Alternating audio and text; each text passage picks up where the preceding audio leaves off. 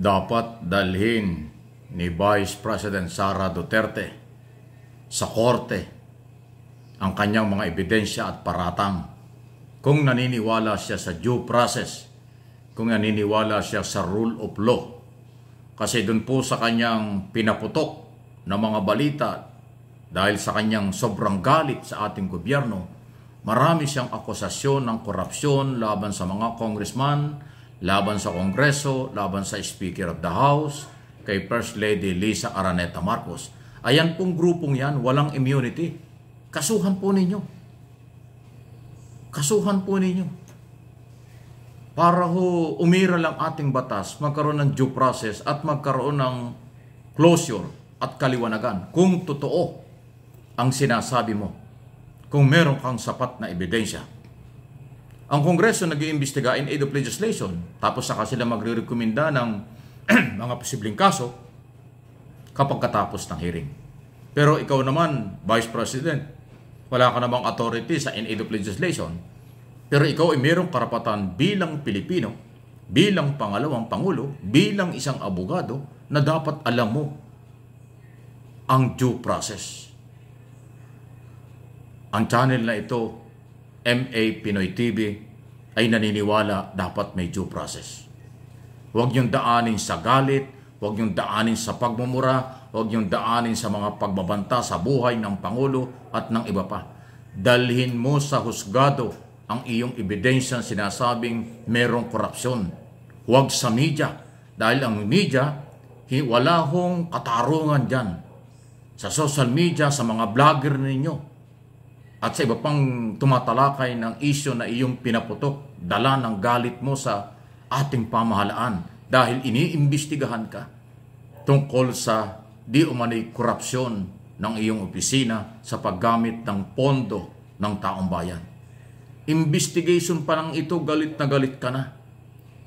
Huwag kang magmadali, darating sa husgado yan kapag nakita ang sapat na basihan doon sa paggamit mo ng maling pera. At kung yan ang magiging rekomenda ng Blue Ribbon Committee na nag-iimbestiga, hintayin mo yon. Pero dahil ikaw ang nagsasabi ngayon ng maraming korupsyon sa Kongreso at sa Malacanang, kaya hinahamon kita, dalhin mo sa korte ang ebidensya mo. At doon ang paglilitis, hindi sa media, hindi sa mga vlogger na kakampi mo, ang tamang proseso ng pagharap ng dokumento at pag-aakusa at pagbibigay ng hustisya. Inuulit ko, abogada ka. Alam mo dapat ang rule of law. Vice President ka. Alam mo dapat ang responsibilidad, transparency, and responsibility. Mahalaga yan. Responsibility, transparency, at accountability. Dapat alam mo yon, Vice President Sara Duterte. Pero kung hindi mo dadalhin sa husgado at tamang proseso, sayang naman ang pagiging abogada mo. Sayang naman ang pagiging Vice President mo kung yung ating mga batas ay hindi mo susundin at sa halip gagamitin mo lang ang paninira, pag-aakusa ng korupsyon sa magitan ng mga social media kakampi ng inyong pamilya. Hindi po maganda yan. Pinapaalala ko lang, hindi ako nagmamagaling. Kung dadalhin nyo sa korte ang inyong mga reklamo, yan ang tamang proseso. O baka naman dalala ng galit yan. Baka naman wala kang ebidensya.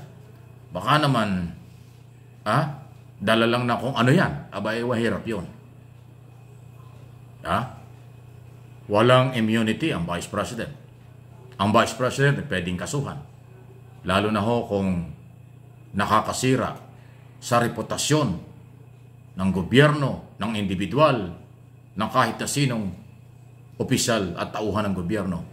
Dahil ang pagbibintang na korap ang gobyerno, dapat may kaakibat na dokumento at pagpapatunay at ang dalhin sa tamang proseso para litisin, papanagutin dahil ang policy ng ating gobyerno, rule of law. Ayaw ng ating gobyerno sa kasalukuyan, Vice President Duterte, para sa iyong kaalaman, ang paglabag sa karapatang pantao at paglalagay ng batas sa kamay. Ay yung ginagawa mo Mukhang gusto mong ilagay sa iyong kamay ang batas. Kasi nag-utos ka sa iyong taong pinagkakatiwalaan, kunin ang buhay ng Pangulo, First Lady Lisa Araneta Marcos at Speaker of the House. Yan ang utos mo. Yan ang sinabi mo sa interview mo. So yan ay paglalagay ng batas sa iyong kamay. Hindi yan ang tamang proseso. Again, kung meron dokumento at pagpapatunay kang hawak tungkol sa mga sinasabi mo, garbage yan kung sa social media lang nakakampi nyo. Basura yan kung sa media mo lang sasabihin. May tamang proseso, Vice President. Dapat sundin mo yan kung talagang ikaw ay leader ng bansa, kung ikaw talagang magaling at rumirespeto sa tao at sa ating mga batas. Dalhin sa tamang proseso, daan sa tamang proseso, huwag daanin sa galit. Dahil ang galit, walang mangyayari dyan. Puro banta lang yan. Pero ang paninira sa reputasyon ng mga taong inakusahan mong korap, congressman, speaker, Malacanang, hindi po magandang pakinggan yan. Magre-reflect yan sa iyong pagkatao. Magre-reflect yan sa iyo bilang abogado. Magre-reflect sa iyo yan bilang pangalawang pangulo ng bansa. Ang lahat ng sinasabi mo, kung hindi mo mapapatunayan, dahil yan ay paninira lang, kawalan ng respeto sa batas, kawalan ng respeto sa institusyon, kawalan ng respeto sa elected president, kawalan ng respeto sa mga elected, may mandate na mga kongresista. Dahil ang Speaker of the House inilagay ng mga congressman bilang speaker. So may mandate ang mga congressman na maglagay ng speaker. May mandate ang mga congressman na mag-imbestiga at pangalagaan ng pera kung nasasaan. Kaya, again, transparency, responsibility, and accountability. Baka po nakakalimutan nyo. Paalaala lang. Ako, hindi po ako kalaban nyo. Ako po isang political blogger, nagpapaalaala lang, nagtatalakay lang ng mga isyong nangyayari base sa mga ginagawa ninyo at sinasabi nyo. At meron po akong karapatan, talakayin, magbigay ng opinyon dahil ang aking mga channel ay talagang nakapokus sa aking sariling opinyon, interpretation base sa naririnig, nakikita at inyong mga sinasabi. Kaya ulitin ko, kung hanggang sa media lang ang akusasyon mo, walang mangyayari dyan.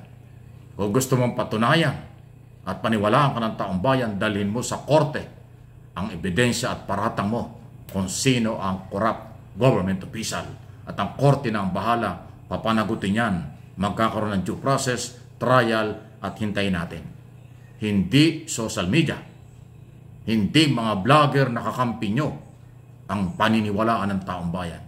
Hindi yung dala ng galit ninyo ang makakakuha ng sympathy or suporta ng bayan. Majority ng mga Pilipino alam ang rule of law. Majority ng mga Pilipino alam nila galit ka lang sa gobyerno dahil nawala ka sa gabinete, nag-resign ka at tinanggap ang iyong resignation. Yan naman ang pinag-umpisahan. Ngayon, ikaw ay iniimbestigahan dahil sa 612.5 million. Tinatanong lang kung saan mo ginamit, nagwawala ka na, nagagalit ka na, at nagbabanta ka pa sa buhay ng Pangulo ng ating bansa. Ano yun? Anong klaseng galaw yun? Please like, share ng video ito para makarating sa lahat ng Pilipino. Kayong mga viewers, followers, subscriber ng MA Pinoy TV at yung isang channel ko pa, Mike Abby Opinions. Kayo ang importante rito. Ako ay tulay lang ng mga impormasyong nangyayari dito sa ating bansa. Malasakit lang ito, paninindigan lang ito, kung ano ang nangyayari, iparating ko sa inyo. Kayong mamamayan ang may kapangyarihan sa lahat.